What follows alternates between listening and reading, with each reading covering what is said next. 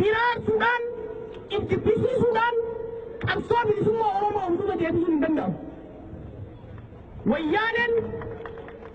Wayyaaneen rakkoo uummata keenya irraan geessu kanaaf rakkoo naannawa sanitti uumamu daran taa'uu malee sagalee uummata keenyaa qaqqabdee jala darbuu akka hin dandeenye mirkaneessuu ni deema.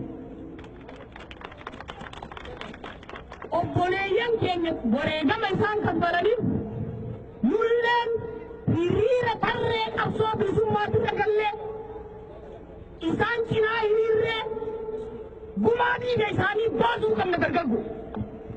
Kanaaf nuti mul'anne. Galatooma haadammaa sirnaanitti obsaan turuu keessanii fi ammallee hanqisanii qubsitan fakkaataa dhaadannoo jenna. Qophoftanii? These young men you see there have been tortured. They have been tortured by the killer Wayane regime. These are real Oromos. They are not a computer-produced pictures. They are pictures live taken after these people are so tortured and murdered by the regime, by the government that is being supported by the United States of America. The government that is supported by the States of America because of the so-called war on terrorism. These are not terrorists.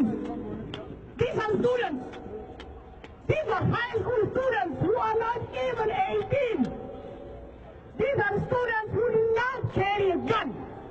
These are students who carry a pen and a tool to school. They have been tortured for what? For nothing, because they are Oromos. They are Oromos. They demanded basic freedoms. They demanded the right to go to school. They demanded the right to be alive.